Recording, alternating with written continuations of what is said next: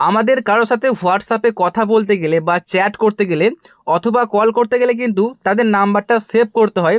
তারপরে কিন্তু আমরা হোয়াটসঅ্যাপে গিয়ে তাদেরকে আর কি মেসেজ করতে পারি অথবা কল করতে পারি।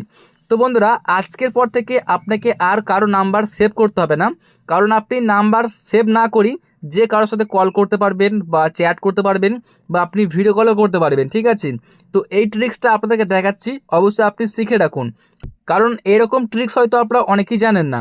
তো ফোন নাম্বার সেভ না করে কিভাবে আপনি যে কারোর সাথে চ্যাট করবেন অথবা আপনারা ভিডিও কল করবেন বা কল করবেন, চলুন দেখিয়ে দিচ্ছি। আপনার প্রথম কাজ হচ্ছে হোয়াটসঅ্যাপটাকে জাস্ট আপনি খুলে নেবেন, সিম্পলি খুলে নিলেন। এরপর দেখবেন এখানে কিন্তু আপনার যেসব বন্ধুবান্ধবরা আছে সেগুলো কিন্তু শো করবে। আপনি কি করবেন, এই যে প্লাস অপশানটাতে আপনাকে একটা ক্লিক করতে হবে, ক্লিক করে দেবেন। তারপরে দেখবেন সবার প্রথমে যে প্রোফাইলটা পাবেন সেটা হচ্ছে আপনার নিজের, আপনি সেটার উপরে ক্লিক করবেন। যেমন এটা হচ্ছে আমার নিজের, এই যে আমি সুমন বলে লেখা আছে, আমি ক্লিক করলাম। ক্লিক করার পরে আপনি যার সাথে কি কথা বলতে চাচ্ছেন বা চ্যাট করতে চাচ্ছেন বা কল করতে চাচ্ছেন তার নাম্বারটা আপনি জাস্ট এই জায়গায় লিখে সেন্ড করে দিন। মানে নাম্বারটা আপনার নিজেকে নিজেই আপনি সেন্ড করলেন। সেন্ড করে দেওয়ার পরে নাম্বারটার উপর একটা ক্লিক করবেন। তারপরে দেখবেন এখানে চলে আসবে এরকম অপশান, তারপরে আপনি মেসেজে ক্লিক করবেন।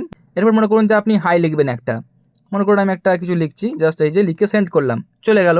এবারে আপনি কল করুন, কল চলে যাবে, ভিডিও কল করুন, ভিডিও কল চলে যাবে। এভাবেই কিন্তু আপনি যে কারোর সাথে আর কি নাম্বার না সেভ করে কথা বলতে পারবেন। যদি আপনার খুব এমার্জেন্সি থাকে এটা কিন্তু আপনি ট্রাই করতে পারেন, বা হয়তো এমন কোনো নাম্বার যেটা আপনার সেভ করার দরকার নেই, তো এগুলোকে আপনি ঠিক এইভাবেই ইউজ করতে পারবেন। তো এই ভিডিওটা আপনার কেমন লাগলো অবশ্যই কমেন্ট করে জানাবেন। আর যদি আপনারা এরকমই হেল্পফুল ভিডিও পেতে চান তাহলে কিন্তু অবশ্যই চ্যানেলটিকে সাবস্ক্রাইব করবেন। আর এই ছিল আজকের একটা ভিডিওটি দেখার জন্য আপনাদের অনেক অনেক ধন্যবাদ।